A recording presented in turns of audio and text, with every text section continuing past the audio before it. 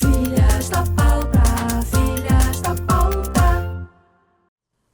Olá, seja bem-vinda, bem-vindo ao nosso podcast Filhas da Pauta. Eu sou Ângela Bezerra. Eu sou Margot Ferreira e a gente vai falar sobre um assunto maravilhoso. Aliás, foi a fase mais maravilhosa da minha vida.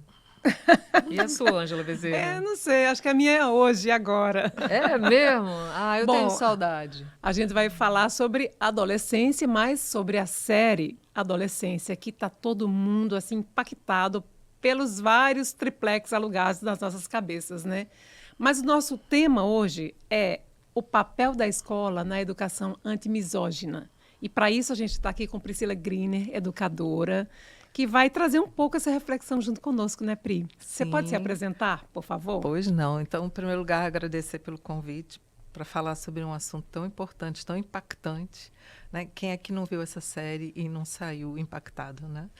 E, então, eu sou Priscila Griner e sou educadora desde que eu me lembre. E sou formada em letras, tenho psicopedagogia, tenho muita literatura infantil, que agora é onde eu estou explorando mais, estou direcionando a minha vida, parte da minha vida a isso também, mas tudo muito no foco da educação. Né? E quando você viu, agora entrando no tema, né, a série Adolescência, como educadora, quais foram as reflexões que você fez assim de imediato? Pensei no meu neto, a primeira coisa. Né, uma geração, meu neto está com 2 anos, então que mundo é esse que ele está entrando, que ele está indo, né? Quando ele estiver nessa idade da adolescência, né, como é que vão estar as redes sociais, né? Como é que vai ser possível auxiliá-lo, orientá-lo, como é que esse casal, né, de pai e mãe vão conseguir lidar com isso, com um mundo aí cheio de inteligência artificial. E, assim, foi a primeira coisa que eu pensei. E aí pensei muito na responsabilização, né? Porque ali, essa responsabilidade de criar, né? Ela tem que ser muito maior do que pai e mãe. E também escola, né? Tem que ter Estado dentro, tem que ter vários segmentos da sociedade. A sociedade precisa se unir para que, dentro de uma sociedade já caótica, não vai ser pior, porque as crianças e adolescentes, eles não têm maturidade, né? E está sendo entregue para eles um produto que é para adultos. E vem em nome do entretenimento, né? Em nome da criança sossegada, em nome da criança quietinha. E o que está acontecendo é que os jovens estão despontando de uma forma muito adoentada. O bullying virtual, ele hoje é uma tendência porque vivemos em tempos de internet. Mas o bullying sempre aconteceu. O bullying real, da vida real. Eu sofri bullying, Abessa. Quem não, né? Quem nunca, né? Na minha adolescência, não. Na pré-adolescência, eu sofri muito bullying, porque era magrela, porque era branquela, né? Como é que a gente encara hoje o fato do bullying hoje ser mais público, né? Porque ganha uma rede que alcança o mundo todo. A adolescência de hoje é mais vulnerável do que a nossa adolescência, por exemplo? Eu acredito que sim, porque o cyberbullying ele é menos controlável. E como os adolescentes, geralmente, eles, para se fazer reconhecer, né, tem essa identidade que eles buscam, né, as identificações. Então, eles se silenciam, né? Eles estão não confiantes no mundo adulto. Né? Nós somos, inclusive, ignorantes. Né? Eles é que têm o saber, né? Eles que entram nas redes e sabem resolver os problemas, né? Que a gente às vezes não sabe onde apertar. Né? E eu acho que diante disso é um saber que não tem maturidade suficiente. Então, eles às vezes nem identificam que já estão sofrendo bullying. Né? Eles são condescendentes, né? Muitas vezes, para ser aceito, para fazer parte da galera, né, para ser da turma. E existe também na adolescência, assim, eu acho que quando ainda não existiam redes sociais, né, desponta um poder, né, que é maldoso, né, que machuca o outro mais, né, eu acho que tem mais um aperfeiçoamento disso, né, e e muitas vezes quem está sofrendo bullying, ele é frágil, já vem do lar, né? Numa fragilidade. Então, ele não tem a cumplicidade, digamos, da família, e ele não se expõe dentro da escola porque ele não quer um revide ou porque ele não confia nos adultos da escola. Agora, voltando à série, a gente vê assim a primeira cena, que é a polícia chegando na casa onde está todo mundo dormindo e invade o quarto do menino. Ali já começa o impacto mas não tá, o que está acontecendo é um engano. No final, assim, tudo aconteceu na rede, né? Tudo acontece nas redes sociais.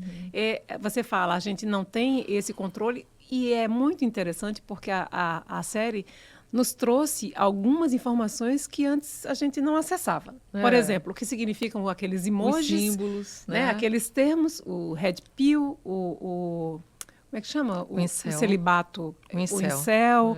Quer dizer, traz reflexões fundamentais e assustadoras, né? Que universo é esse que os nossos filhos, que os nossos sobrinhos, netas estão acessando, né? Priscila, e você, como educadora, que papel a escola tem nesse contexto agora com essa série? Já que você tocou no primeiro capítulo, eu acho que a primeira cena, ela já está falando alguma coisa sobre isso. Né, o detetive, o investigador, né, ele recebe uma ligação do filho, ou uma mensagem, e ele fala para a parceira, eu não tenho tempo para isso, ela resolve melhor do que eu. Sim. Né, muito melhor do que eu, e depois ele revela que também não deveria ter sido pai. Nunca quis ser pai. Né, exatamente. Então, ali, né, a gente já vê a não responsabilização. Eu não sirvo para isso, eu não dou conta disso. Enquanto né? isso, o filho, sem ele saber, está sofrendo bullying já na escola. Exatamente, e o filho está lá, né? A gente vê, né, um bullying pesado, né? São dois recortes ali, né? O ponto de vista do investigador e o assunto principal, que é a morte da menina, né? Sim. E, né, na verdade, o foco fica no assassino, né? E até isso é questionado. Isso, né? também traz a reflexão, exatamente, né? Porque a vítima ficou esquecida diante do, né? Do fato. A investigadora fala isso, né? Que ela tem essa visão, né? Ela tem essa visão da escola tóxica, né? Sim. Mas quem estava praticando bullying era a vítima, né? Então, assim, não existem, em se tratando de adolescentes, não existem vilões nem heróis. Todos são vítimas. Mas aí a gente toca em outro ponto muito mais grave, que sim, a menina, pela abordagem da série, fazia bullying com o menino, mas ele matou ela. Sim. Porque ele fazia parte de um grupo que estimulava o ódio às mulheres. Sim. Porque o celibato, né, involuntário, que ele estava sendo encaixado, onde as meninas não escolhem aquele tipo de menino que não é bonito, e eles dizem, eu sou feio, né? Então, que não é bonito, que não está no padrão que ela quer. E aí, eles, na fragilidade de adolescência, são colocados nesse grupo para impulsionar o ódio às mulheres. E aí vem a pergunta sobre o papel da escola nessa educação antimisógina. O que você acha que a escola tem que fazer? Então, eu acho que a escola não tem que sair dando palestras, não se trata disso. Né? Nós, enquanto gestores de escola, a gente tem que criar protocolos anti-bullying. Eu acho isso até importante, mas ele é meio que irrelevante diante de tudo que a escola tem que fazer. Né? Então, em primeiro lugar, eu acho que a escola precisa fazer uma desconstrução, né, de ideias, de ideologias, né, de concepções sociais tão antigas. Imagina, a gente tem que desfazer a Bíblia, né, porque lá já existe a misoginia, né? Sim, com certeza. Então, como fazer isso? Como interpretar, né? Como significar um novo significado de mundo, né? E sem ser também entrar num quadro de que a gente vai rejeitar o masculino, né? Pisando em ovos, não sei se essa é a palavra certa de expressão, mas com muito cuidado, porque a gente não pode ser anti, a gente tem que criar um mundo onde todos possam, né, ter respeito. Rapidamente, você falou sobre Bíblia e eu fiquei refletindo aqui, Velho e Novo Testamento. Jesus Cristo veio como para revolucionar, para reescrever aquilo que estava escrito no Velho Testamento. Só que as pessoas continuam lendo o Velho Testamento. Ele veio para modificar tudo, para transformar tudo. Ele era um revolucionário, uma pessoa que pensava no coletivo, que pensava nas prostitutas, Nas minorias. nas né? minorias. E, de repente, o Velho Testamento que vinha com essa misoginia, com esse machismo e tal. O Novo Testamento desconstrói isso, mas as pessoas, pelo menos boa parte, continua seguindo o Velho Testamento. E o Velho Testamento foi escrito há 5.000 anos atrás, ou mais, sei lá. Né? Por quem? Por homens, né? E por homens. Por homens. E por Então homens. isso já diz tudo, né? Exato. Agora- Agora tem gente que acredita que foi por Deus. Aí que aí fica, complica. né? Aí complica. Aí a gente já entra em outra cena. E Deus em também é outra homem, né? seara, Não é Deus, é Deus. Deus. Voltando ao tema, né, adolescência. Você foi procurada por famílias trazendo essa preocupação sobre o que meu filho está fazendo, como é que a escola pode ajudar? Sim, acho que os dois lados. A escola já procurou famílias e famílias já procuraram a escola. Né? No caso da família procurar a escola, sim, tem que entender que a Casa Escola é uma escola pequena, né, que é de um público, né, que são famílias que estão mais próximas de seus filhos no geral. Né? Então, eu acho que não representa assim, aquela escola que a gente viu em adolescência, né? Que tem muitos professores homens. Né? A Casa Escola é uma escola de maioria feminina. Mas, assim, a grande preocupação é no WhatsApp mesmo. Né? Os grupos de WhatsApp, então, vem mostrando a linguagem que eles falam entre eles, vem com muita agressividade, com muita violência. Não são todos, mas são casos que surgem e é recorrente. Violência E quando, de quem contra quem? entre eles. E meninas e meninos. Eles se chamam se xingando, né? Né? Ser adolescente é falar muito palavrão, é se xingar, ver o limite do desrespeito, né? Assim, até onde se aguenta.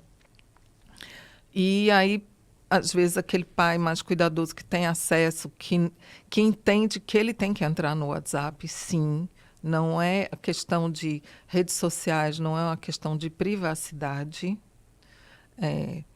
Seu filho vai à noite, para onde ele vai de noite? Ou de dia, sei lá, qualquer hora do dia ele está saindo. Para onde você vai? Com quem você vai andar? Com quem?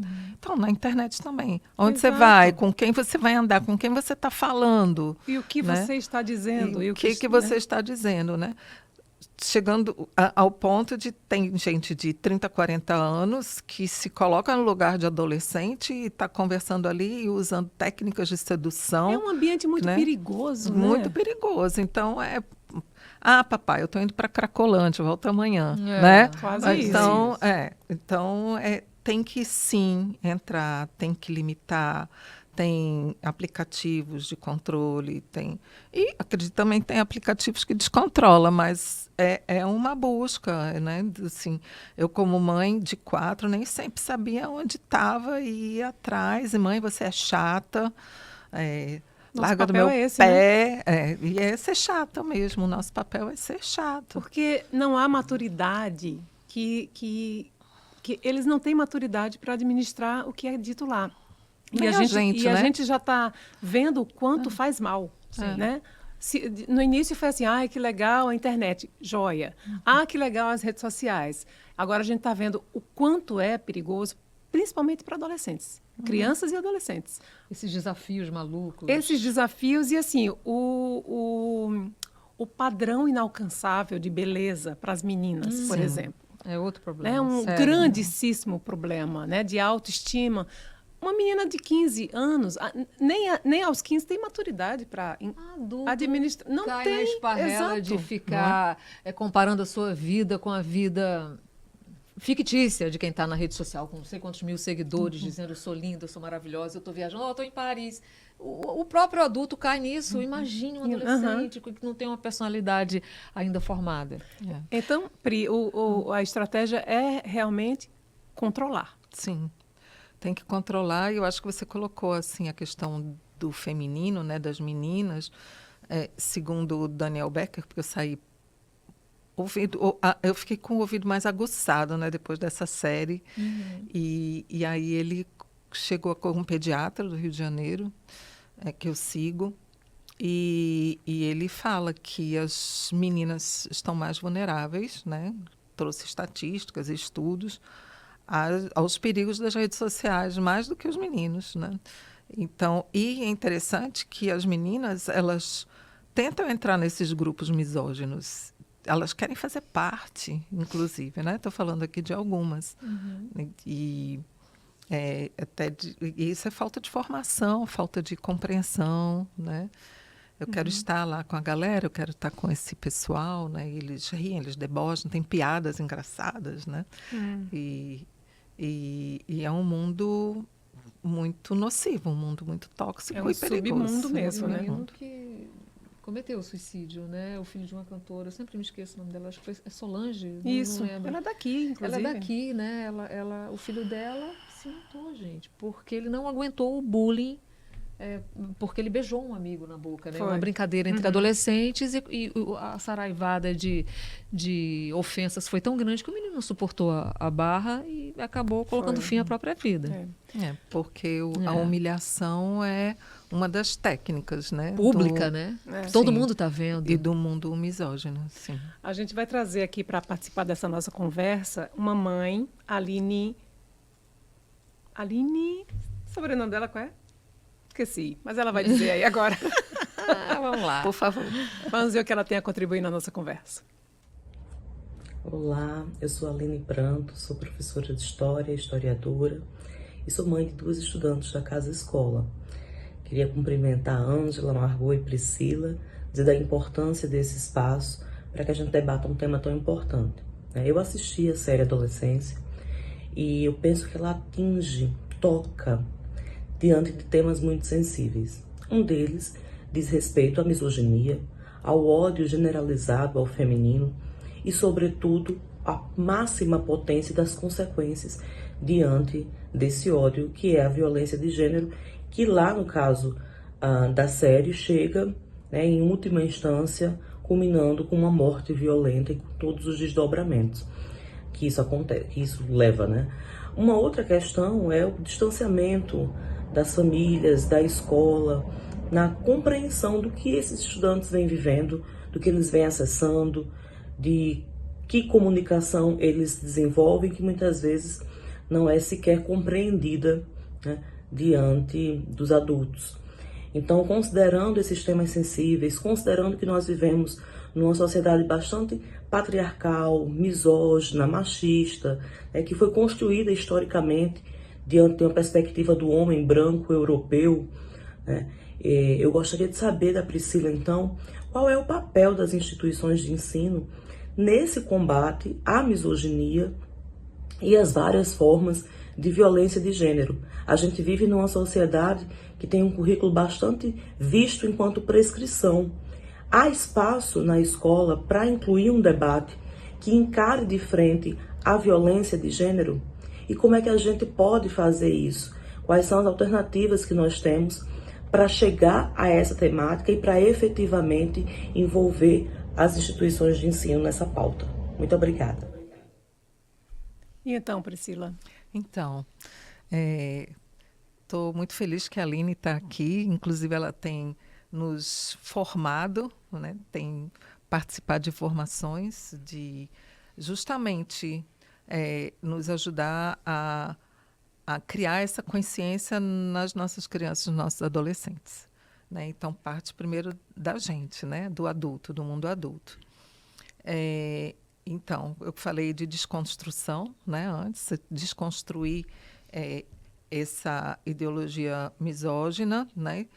E a gente tem que validar mais esse papel da mulher, né? Então, a gente já tem feito vários trabalhos em relação a isso, né? Reconhecer que as mulheres não podiam ser autoras, né, nem de samba, nem de livros, nem de poesia, não podiam assinar quadros, não podiam revelar que elas foram cientistas e que descobriram um monte de coisa que talvez a gente nem saiba até hoje, né? São trabalhos interessantes dentro da escola que os meninos participam também, né? E depois, através da literatura infantil. Eu estou falando aqui com crianças mesmo lá 3, 4 anos, né? Que a gente trabalha tanto essa questão do letramento racial, né? Esse lugar da mulher. Né? A gente sabe que na pirâmide social, a mulher negra, ela que está na base, né? No pior dos lugares, né? Quem mais sofre. Então, trazer... Eu digo o Sítio do Pica-Pau Amarelo, né? Que a gente cresceu assistindo. Sim, com certeza, lá com a tia Anastácia cozinhando, né? Exatamente. O tio Barnabé no fundo do quintal, Sim, lá no casebre exatamente. dele. Agora era outra época, né? E a gente tem que tomar cuidado, Pois é. mas a gente tem que discutir isso, tem que trazer Sim, era isso outra e época, mas a discutir. gente cresceu. Eu sou dessa época, mas nem por isso eu penso dessa forma. Mas a gente está se trabalhando, Sim, né? então. Tem outros que ficaram nesse lugar, estacionados. Está Exatamente. vendo? Até Monteiro Lobato disse. Então, mas Mas aí, o próprio mas aí Monteiro que tá. Lobato, ele era muito racista, inclusive. Sim. E machista, obviamente, né? É. Mas, enfim. Obviamente. Quem não era, É. né? Então cabe a nós que estamos agora nessa. Superamos esse pensamento do Monteiro Lobato, né, que a gente achava tão lúdico ali, aquele mundo do Sítio do Pica-Pau Amarelo. Cabe a nós não pensamos como Monteiro Lobato, apesar da gente ter crescido com ele. Então, eu acho que essa nossa geração, a próxima geração, a das nossas filhas, das nossas netas, tem todas as chances do mundo de crescerem e evoluírem de forma bem mais confortável. E discutir. E discutir, porque sim. esses assuntos, assim, eu sou contra anular. Tem gente que defende que tem que tirar Monteiro Lobato das escolas. Eu não acho que é por aí. Eu acho que a gente tem que trazer o assunto para a pauta, para Refletir discussão, criticamente, lógico, né? Sim. E entender como é que era o mundo antigamente, né? Chiquinha Gonzaga, ela tá aí, né? Todo mundo, quem não sabe cantar as marchinhas dela, né? Mas ela passou todo por um processo histórico, né? Que passou pelo machismo, pelas dificuldades né? E como, né? E aí, pronto, aí torna também a história instigante e interessante, e não é uma lição de moral. Você está falando de dia a dia, né, Priscila? De É, o dia a dia. atividades na escola de dia a dia. É o cotidiano. É o cotidiano que Tem que precisa... entrar no currículo, não assim, cultura antimisógina, não. Né? Nem a gente vai falar sobre sustentabilidade como uma disciplina, mas a gente vai se tornar mais sustentável a cada dia, né? Na prática. Na prática, quando você levanta, né? Agora, você falou uma coisa sobre os adultos, né? E você também levantou, Margot, essa reflexão. Quer dizer, a gente está hoje fazendo um movimento de nos informarmos mais, ter um senso mais crítico sobre obras, né, de sei lá, 4 décadas, 3 décadas, 2 décadas de ontem, porque tem sim obras de hoje falando, né, incentivando o machismo e o ódio contra as mulheres. Então, a gente tem que ter essa reflexão, nós termos essa formação para ajudar os nossos jovens também, né, a ter esse senso mais crítico, né? A gente tem que identificar, porque eu acho que a gente não identifica todos os traços de todas as manifestações de misoginia também. Né? Eu não me sinto totalmente formada e liberta, né? Sim. A gente tem questões subjetivas, né? Que elas estão aí atravessadas e que a gente Às vezes né? nem percebe. nem percebe. Está no nosso DNA. Né? Como Ali, mãe, né? A gente também foi misógina diante do nosso filho homem, né? Então, ali, deixando passar certas coisas, né? Não, ele é homem, né?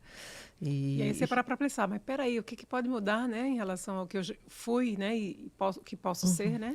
Exatamente. Então, o que eu posso tolerar, né? Então, hoje em dia, eu estou bem menos tolerante, né? Mais atentas. Mais atenta. Estamos todas, alerta, né? Eu só essa semana teve um jantar que está se fazendo com um grupo de pessoas e aí me pediram para ajudar na parte de ver o que cada um ia trazer. E aí um dos participantes disse: as mulheres trazem os pratos e os homens as bebidas. Aí, né, Priscila está dentro da escola, eu estou trabalhando isso todo dia. Então, eu acho que eu, na hora, disse: como assim? Né? Tudo isso por conversa do WhatsApp. Disse: não, todo mundo tem que trazer um prato de comida. Que história é essa? Nós estamos estamos no século XXI. Oi, né? E aí eu recebi um monte de coraçãozinho, um monte de palminha. E, Adesões femininas. adesão masculina. Masculina Que bom. também, que E legal. teve um que disse: será que eu pago? Será que alguém pode fazer para mim, que eu não sei cozinhar? Eu adorei que ninguém se manifestou. Se vira, homem, né? Que história é essa? Quando eu preciso, infelizmente, eu não tenho habilidades que foram prescritas para homens, né? Então, eu não sei furar uma parede, eu não sei direito, hoje em dia, com as LEDs, eu não sei direito trocar uma lâmpada, né? Então, tem que trazer alguém, né? Para fazer, tem que pagar. Tanto em adolescência, eu comecei o episódio já falando que foi a fase mais feliz da minha vida. E você falou: não, a minha fase mais feliz é hoje. A adolescência, por tabela, é realmente a fase mais difícil do ser humano? É muito difícil, né? Eu acho que tem, né?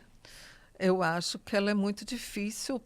Imagina, o adolescente cheio de hormônio ali, tudo não é nem criança bombando, nem adulto. Não é nem criança nem adulto, e quer ganhar o mundo, mas não pode. E aí tem o Enem, né? Tem umas coisas, a cobrança, né?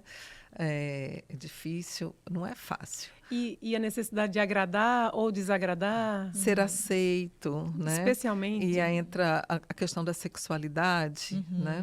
Tudo isso são muitas fragilidades, né? Que aí entra o risco, de novo, da rede social, né? E a rede social está aí, né? Escancarada, muitas vezes não para ajudar, né? Esse que eu acho que é o grande problema. Pois é, então a responsabilidade não é só e unicamente dos pais. A escola também deve ajudar, deve ampliar também, inclusive os horizontes desse pai. Você lembra na série Adolescência, né? O pai não sabia de nada. Poxa, eu não queria invadir a privacidade do meu filho, né? Enquanto isso, a escola também era um pouco omissa. A gente via os professores ali meio omissos. Bastante omissos. Diante né? daquela nuvem de hormônios, que eram aqueles adolescentes todos brigando, muitos até de forma bem agressiva. Não sei se houve um exagero ali, mas eu Rapaz, acredito que tem essa realidade. Eu acho que assim. sim. Aqui a gente vê isso nas escolas públicas, né? Sim, muito. Com certeza aquilo é as real. escolas grandes, né? E a gente está falando de Inglaterra, né? Realmente. Aí a pergunta, complementando o que a Margot falou, né? Até onde vai o papel da escola e até onde vai o papel da família para ajudar, né, a construir esse cidadão de forma saudável e em uma sociedade mais respeitosa? Então, eu acho que a linha é o diálogo. Né? Tem que ter o diálogo, tem que ter o respeito, tem que ter a compreensão, não se eximir. Né? Nem a escola jogar para a família, nem a família jogar para a escola. É importante. Então, essa parceria, ela é assim, primordial. Porque aí tem expectativa, tem futuro, tem esperança. Né? Se não se dialoga, se não tem, só fica assim, um protecionismo, parte digamos, da família, uma acusação, ou vice-versa, né? Isso não liberta.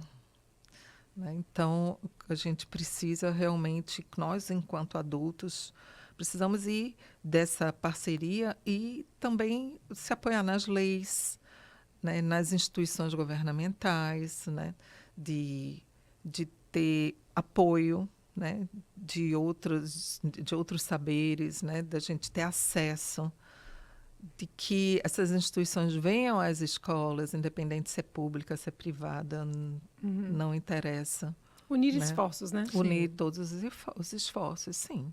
Né? No sentido de que lá, desde a primeira infância, né? Não se entrega mais celular para uma criança de 2 anos, 1 ano e meio, para que ela fique quietinha. Na sua percepção, para a gente encerrar, e já partindo para o encerramento do nosso episódio, na sua percepção, a partir de que idade uma criança ou adolescente pode receber um celular? Tá.